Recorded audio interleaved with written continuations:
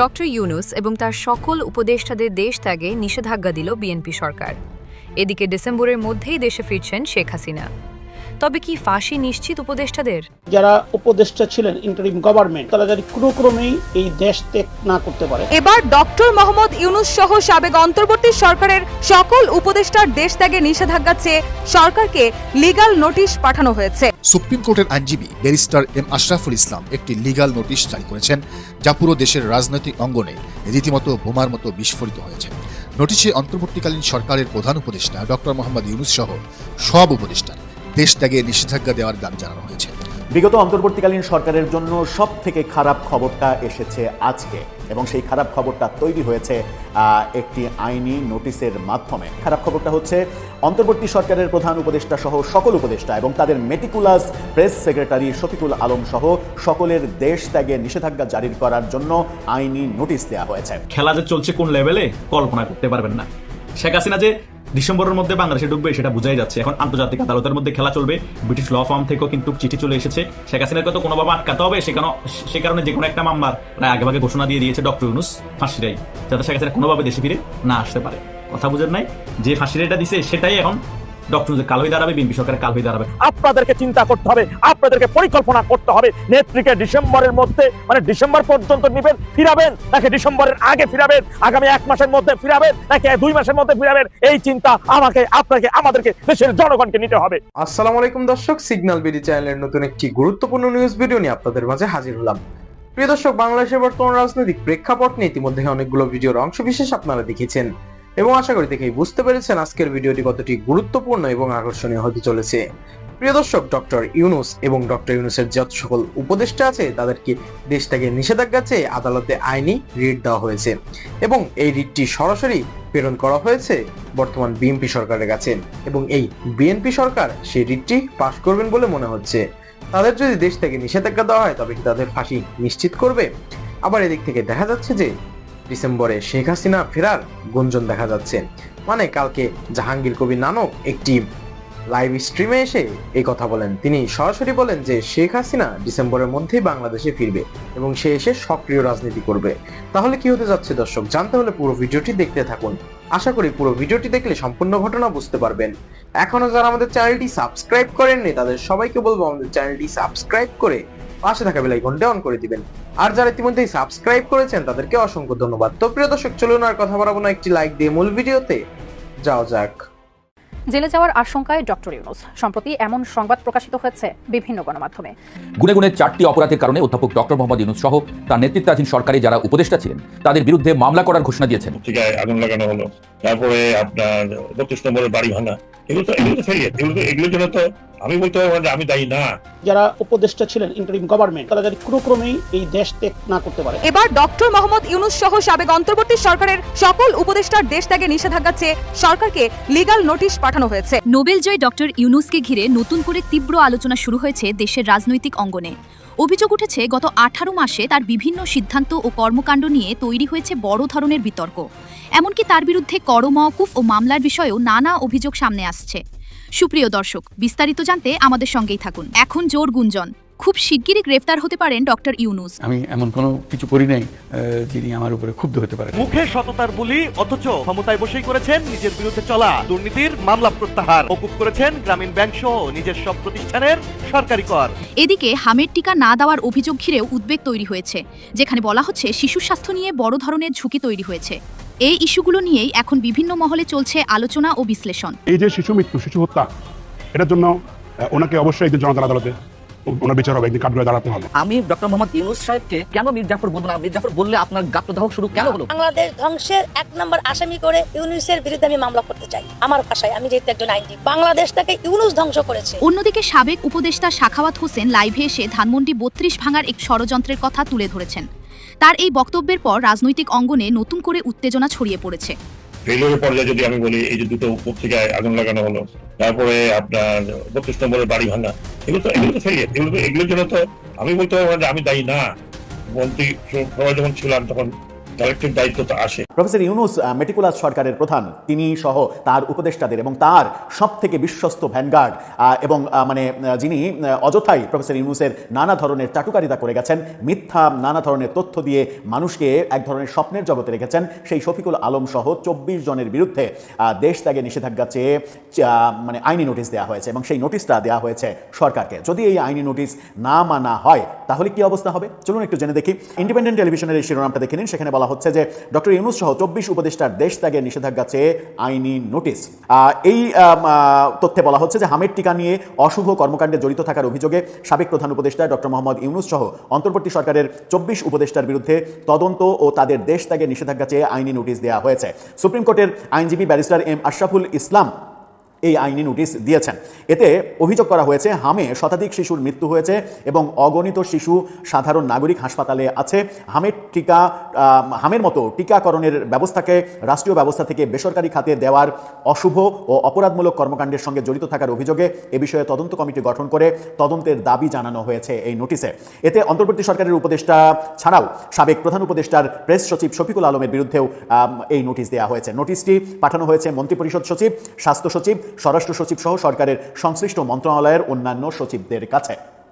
এই যে দেশ থেকে নিষেধাজ্ঞা জারি করার আইনি নোটিশ দেওয়া হচ্ছে, যদি এই নোটিশ সরকার না মানে তাহলে কি হবে? তাহলে কি আদালতে মামলা করে দেওয়া হবে?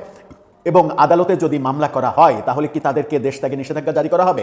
বিশেষ করে অন্যদের না হলেও বিশেষ করে প্রফেসর ইউনূস, প্রধান উপদেষ্টা, স্বাস্থ্য উপদেষ্টা নূরজাহান বেগম এবং তাদের মেটিকুলাস চিফ প্রেস সেক্রেটারি, তাদেরকে অন্তত দেশ থেকে নিষেধাজ্ঞা জারি করা হবে কিনা এই ব্যাপারগুলো করার জন্য, টিকা বন্ধ করে দেওয়ার জন্য এবং এই সর্বনাশগুলো করে আমেরিকা থেকে বোয়িং কেনার চুক্তি করতে পারছেন তাদের তখন টাকার সংকট হচ্ছে না, কিন্তু শিশুদের টিকা কেনার জন্য টাকার সংকট হচ্ছে, এরকম অজুহাত স্বাস্থ্য উপদেষ্টার ছিল। এরকম তথ্য আমরা একজন সাংবাদিকের ফেসবুক পোস্ট থেকে একেবারে তথ্য প্রমাণ সহ পেয়েছি। এই আইনি নোটিশ যখন দেয়া হয়েছে এই ভদ্রলোকদের বিরুদ্ধে কিংবা ভদ্র মহিলাদের বিরুদ্ধে, তখন সরকারের দুজন খুবই গুরুত্বপূর্ণ ব্যক্তির দুটা মন্তব্য আপনাদেরকে দেখাতে চাই। স্বাস্থ্যমন্ত্রী তিনি বলছেন, ডিবিসি নিউজের এই শিরোনামটা দেখে নিন, সেখানে তিনি বলছেন অন্তর্বর্তী সরকার টিকা দেওয়া বন্ধ করায় হামের এই বজ্রাঘাত। অর্থাৎ অন্তর্বর্তী সরকার টিকা দেওয়া বন্ধ করেছিল, সেই কারণে হামের এই মহামারী আকার ধারণ করা, এটা স্বাস্থ্যমন্ত্রী নিজে স্বীকার করছেন এবং অভিযোগ করছেন। স্বরাষ্ট্রমন্ত্রী কি বলছেন? স্বরাষ্ট্রমন্ত্রী বলছেন, আরটিভির এই ফটোকার্ডটা দেখে নিন, তিনি বলছেন হাম রুবেলা প্রতিরোধে অন্তর্বর্তী সরকার অমনোযোগী ছিল। তিনি একটু সফটলি বলছেন যে অমনোযোগী ছিল এবং স্বাস্থ্যমন্ত্রী বলছেন যে এই বজ্রাঘাতটা হয়েছে অন্তর্বর্তীকালীন সরকারের কারণে। অর্থাৎ সরকারের দায়িত্বশীলরাও যখন বলছেন যে হামের আজকে যে মহামারী অবস্থা তৈরি হচ্ছে সেটার জন্য অন্তর্বর্তী সরকার অর্থাৎ প্রফেসর ইউনূস এবং তার স্বাস্থ্য উপদেষ্টা, তার উপদেষ্টা মণ্ডলী তারা দায়ী। সেই ক্ষেত্রে সেরকম একটা পরিস্থিতিতে তাদেরকে যখন একজন সুপ্রিম কোর্টের আইনজীবী আইনি নোটিশ দিল, সেই নোটিশটাকে তারা আমলে নেবে, আমলে নিয়ে প্রফেসর ইউনূস এবং তার স্বাস্থ্য উপদেষ্টা কিংবা প্রেস সেক্রেটারিদের জবাবদিহির আওতায় আনবে, তাদেরকে কি গ্রেপ্তার করা হবে? কিংবা গ্রেপ্তার না করলেও অন্তত দেশ থেকে নিষেধাজ্ঞা জারি করে এই ব্যাপারে তদন্ত করা হবে, তদন্ত করে প্রকৃত সত্য উদ্ঘাটন করে জনগণকে জানানো হবে। যদি তারা দোষী হয়, যদি তারা এই শত শত শিশুর মৃত্যুর জন্য দায়ী হয়, তাহলে কি এটা একটা জেনোসাইড হিসেবে বিবেচনা করা হবে? এবং এই জেনোসাইড হিসেবে যদি বিবেচনা হয় এই শতাধিক শিশুর মৃত্যু, তাহলে কি তাদের অপরাধের বিচার আন্তর্জাতিক অপরাধ ট্রাইব্যুনালে, যেখানে শেখ হাসিনার বিচার তারা শুরু করেছে, সেই ট্রাইব্যুনালে তাদের বিচারও হবে? এই প্রশ্নগুলো সামনে এসে যাচ্ছে। শেখ হাসিনার শাসনামলে আন্তর্জাতিক অপরাধ ট্রাইব্যুনাল করা হয়েছিল রাজাকারদের বিচার করার জন্য, এবং সে আন্তর্জাতিক অপরাধ ট্রাইব্যুনালে রাজাকারদের বিচার হয়েছে এবং অনেক রাজাকার ওই আন্তর্জাতিক ট্রাইব্যুনালের রায়ের মাধ্যমে ফাঁসিতে ঝুলেছে। তারা যে রাজাকার সেটা ওই আন্তর্জাতিক অপরাধের ট্রাইব্যুনালে প্রমাণিত হয়েছিল। কিন্তু 5 আগস্ট শেখ হাসিনা সরকার পতনের পর সেম একইভাবে ওই আন্তর্জাতিক অপরাধ ট্রাইব্যুনালে শেখ হাসিনা সহ আওয়ামী লীগের শীর্ষ পর্যায়ে নেতাদের বিচার করা হচ্ছে এবং ওই আন্তর্জাতিক অপরাধ ট্রাইব্যুনালে শেখ হাসিনার ফাঁসির ঘোষণা করা হয়েছে। এখন আমার কথা হচ্ছে যে আন্তর্জাতিক অপরাধ ট্রাইব্যুনাল গঠনই করা হয়েছে শুধু রাজাকারদের বিচার করার জন্য, সে আন্তর্জাতিক অপরাধ ট্রাইব্যুনালে কোন হিসাবে শেখ হাসিনা এবং শীর্ষ পর্যায়ের আওয়ামী লীগ নেতাদের বিচার করা হচ্ছে? আওয়ামী লীগের শীর্ষ পর্যায়ের নেতারা এবং শেখ হাসিনা কি রাজাকার?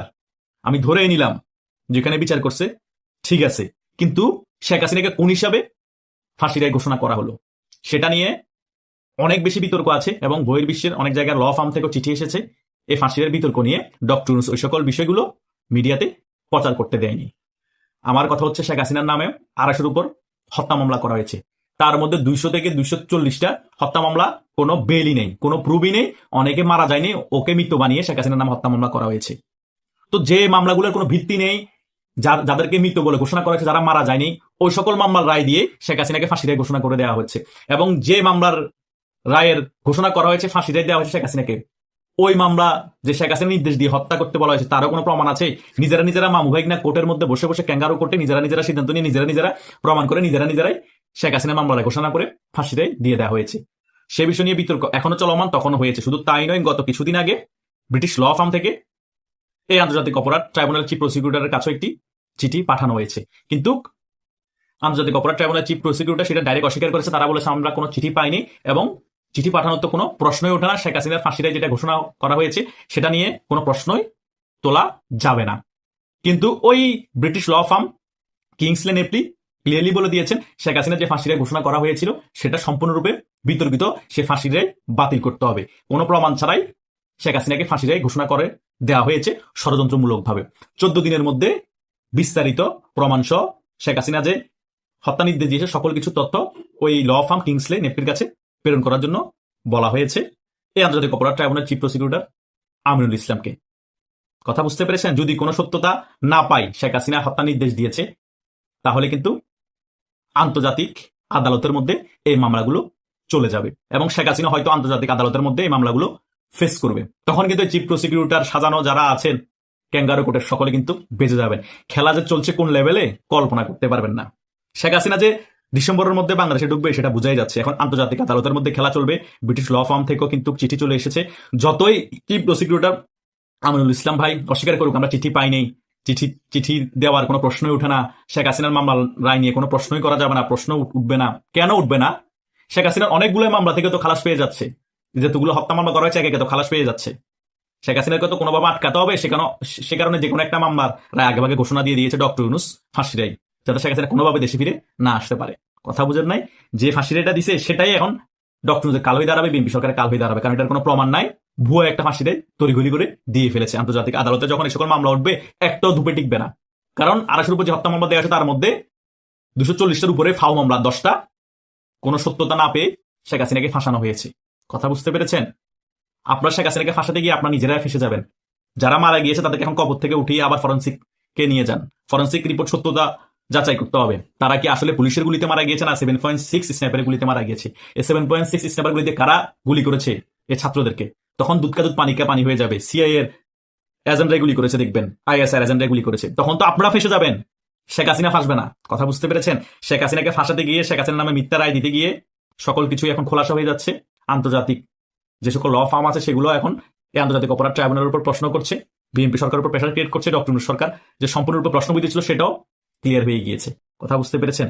শেখ হাসিনাকে আমি কাঁচা খেলোয়াড় কখনোই ভাবিনি, ভাবতেও চাই না। শেখ হাসিনা সবসময় পাকা খেলোয়াড় ছিলেন। কথা বুঝেন নাই? শেখ হাসিনা সরকারের 16 বছর পর পতন হওয়ার পর আমি বলতেছি শেখ হাসিনা পাকা খেলোয়াড়। পাকা খেলোয়াড় না হলে শেখ হাসিনা বাংলাদেশ 16 বছর শাসন করতে পারতেন না, এবং এত বড় লাইফ রিস্ক থাকার পর শেখ হাসিনা সেফ এক্সিট দিতে পারতেন না ভারতে। শেখ হাসিনা এখনো কিন্তু খুব সূক্ষ্মভাবে খেলাটা খেলছে, সেই খেলায় আপনারা ফেঁসে গিয়েছেন এবং জনগণও বুঝতে পেরেছে শেখ হাসিনা 16 বছর শাসন আমল ভালো ছিলাম, এবং শেখ হাসিনাকে মিথ্যা হত্যা মামলা দিয়ে ফাঁসানো হচ্ছে। আপনারা নিজেরাই কিন্তু ছাত্রদেরকে হত্যা করে শেখ হাসিনা সরকারের পতন ঘটিয়েছেন। সকল কিছু জনগণকে ক্লিয়ার করার জন্যই এই 2 বছরের কাছাকাছি আওয়ামী লীগ চুপচাপ হয়ে বসে আছে। আর একটু সময় প্রয়োজন আরো সবকিছু ক্লিয়ার হওয়ার জন্য। এই 4-5 মাসের মধ্যে সকল কিছু ক্লিয়ার হয়ে যাবে, তারপরে শেখ হাসিনা মেইন খেলা খেলবে, তারপরে আওয়ামী লীগ পূর্ণ শক্তি নিয়ে বাংলাদেশে ফিরে আসবে। কেউ ঠেকাতে পারবে না, নিষেধাজ্ঞা উঠুক বা না উঠুক, কারণ জনগণে আওয়ামী লীগের পাশে এসে দাঁড়াবে। 4-5 মাসের মধ্যে বিএনপি যখন দেশটা চালাতে পারবে না, ধরি মামা কেঁদে বাঁচি অবস্থা হয়ে যাবে, বিএনপি হাল ছেড়ে দিবে, তখনই আওয়ামী লীগ বাংলাদেশের রাজনীতি ফিরে এসে বলবে আমরা বাংলাদেশের মানুষের আবার হাল ধরবো, আবার আরেকটি নির্বাচন হোক, আমাদেরকে আপনারা ক্ষমতায় বসান, আমরা আবার বাংলাদেশকে ঠিক করে দিচ্ছি। এটা হবে, কিচ্ছু করতে পারবে না, বিএনপি বাংলাদেশ চালাতে পারবে না। বিএনপিকে ভারত এখন হালকা হালকা সহযোগিতা করলে সামনে কোনো সহযোগিতা করবে না, আর পাকিস্তান উল্টা বাংলাদেশ থেকে সহযোগিতা নেওয়ার জন্য বসে আছে। তলাব ইনজুরি পাকিস্তান, না খেয়ে মরতেছে পাকিস্তানে। আর আমেরিকার সিআইএ অবস্থা খারাপ, আর আমেরিকার মেয়ের তেরপালা বানাই দিচ্ছে ইরান, বিমান একটার পর একটা পাখির মতো গুলি করে করে ফেলে দিচ্ছে। ইসরায়েল আর আমেরিকার আধিপত্য চলে যাবে, চীন আর রাশিয়া রাজত্ব করবে সামনে। কথা বুঝতে পেরেছেন? আমেরিকার আধিপত্য শেষ, বিএনপি জামাতও শেষ। এদিকে ভারত, চীন এবং রাশিয়া মিলি বাংলাদেশের সম্পূর্ণ নিয়ন্ত্রণ নিয়ে ফেলাবে, আর ভারতের নিয়ন্ত্রণ আবার আগের মতো বাংলাদেশে চলে আসবে, এবং বাংলাদেশ আওয়ামী লীগ আগের থেকে দ্বিগুণ শক্তি নিয়ে বাংলাদেশ শাসন করবে। কেউ আর বাংলাদেশ আওয়ামী লীগকে হটানোর সাহস করবে না এবং হটাতেও পারবে না। এটা হচ্ছে বাস্তবতা, কেউ মানেন আর না মানেন। সো এখন যারা খুব লাফালাফি করতেছেন, যারা মনে করছেন আওয়ামী লীগ 20 বছর আসবে না, 10 বছর ক্ষমতায় আসবে না, তারা এখন মায়ের ভোগে আছেন। আপনারা কতদিন ক্ষমতায় টিকবেন সেটা আগে চিন্তা করেন। অলরেডি 2 মাস হয়নি, জনগণ আপনাদের অনেকে ছিঁড়ে ফেলতে মন চাচ্ছে। জনগণের অনেকের সাথে তো আমাদের কথা হয় জনগণের, তারা বলছে আমরা কোনো রাজনীতি করি না, কিন্তু শেখ হাসিনা সরকারের আমলেই আমরা ভালো ছিলাম, শেখ হাসিনা হচ্ছে গরিবের সরকার। সকল দিকে আপনারা খবর নেন, জনগণ এগুলো বলছে। সো জনগণ আপনাদেরকে ছিঁড়ে ফেলবে, বাংলাদেশ আওয়ামী লীগ রাজপথে নামা লাগবে না। পরিস্থিতি এটা সামনে আসছে। আর এইদিকে তো আন্তর্জাতিক আদালতের মধ্যে শেখ হাসিনা নিজের মামলা ফেস করবে। সকল মামলা ফেস করে নিট অ্যান্ড ক্লিন হয়ে শেখ হাসিনা বাংলাদেশে ফিরবে। আপনার সকল দিক থেকে প্রশ্নবিদ্ধ। দেশে জঙ্গিবাদ আস্ফালন ঘটেছে, শেখ হাসিনাকে মিথ্যা মামলা দিয়ে যে ফাঁসানো হয়েছে, এবং 5 আগস্টের গণঅভ্যুত্থানের ছিল সম্পূর্ণরূপে জঙ্গি আক্রমণ, এবং এই সকল কিছু করে দেশটাকে লুটুপুটে 17-18 মাস খেয়েছেন, এবং আওয়ামী লীগের মতো বড় রাজনৈতিক দলকে ছাড়া মামুন ভাইকে নির্বাচন দিয়েছেন, এবং নির্বাচন ক্ষমতায় আসার পর দেশটা চালাতে পারছে না। দেশ এখন দুর্ভিক্ষের কবলে।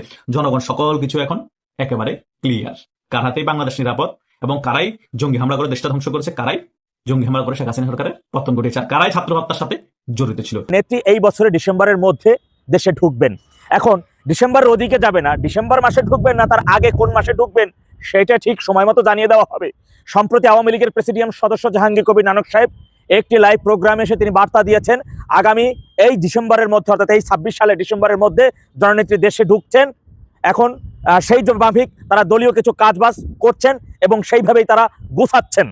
এখন কথা হচ্ছে, যারা প্রশ্ন করেন যে নেত্রী কবে আসবেন, কবে ফিরবেন, তাদের উদ্দেশ্যে আমি বলতে চাই, নেত্রী কবে আসবেন, নেত্রী কবে ফিরবেন, এই প্রশ্নটা না করে আপনারা নিজেদের থেকে বলুন সেই প্রস্তুতিটা নিয়ে যে আমরা অমুক দিনের মধ্যে নেত্রীকে ফেরাবো, আমরা তো অমুক দিনের মধ্যে নেত্রীকে ফেরাবো, এমন চিন্তা করতে হবে। এইভাবে নিজেদেরকে গুছাতে হবে, এইভাবে কাজ করতে হবে দেশের জন্য, দলের জন্য, জনগণের জন্য। নেত্রী কি নিজে থেকে দেশ থেকে চলে এসেছিলেন, নাকি তাকে বাধ্য করা হয়েছিল? নেত্রী কি ইচ্ছা করে নিজ দেশ থেকে অন্য দেশে থাকতেছেন?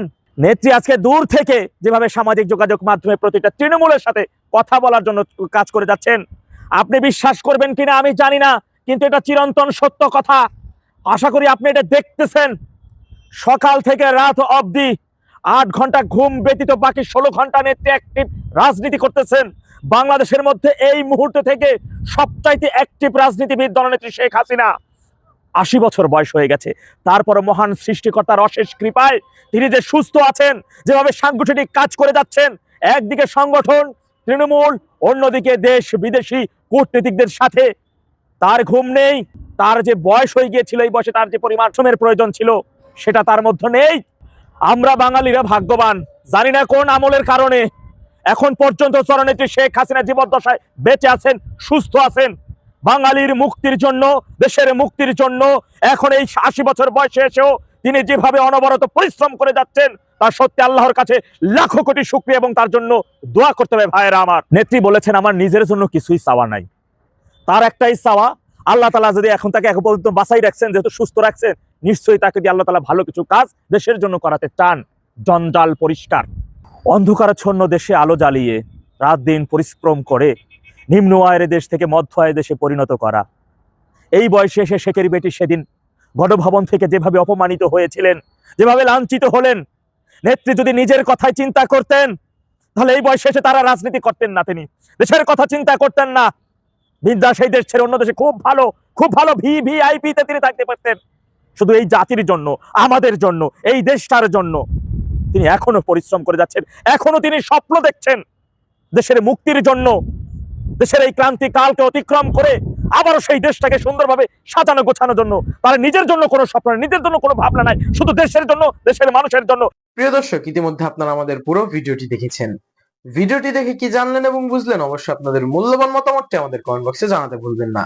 এখনো যারা আমাদের চ্যানেলটি সাবস্ক্রাইব করেননি তাদের সবাইকে বলবো আমাদের চ্যানেলটি সাবস্ক্রাইব করে অবশ্যই আমাদের পাশে থাকা বেল আইকনটি অন করে দিবেন, এরকম নিত্য নতুন প্রতিদিন গরম গরম নিউজ আপডেট পেতে। ধন্যবাদ সবাইকে।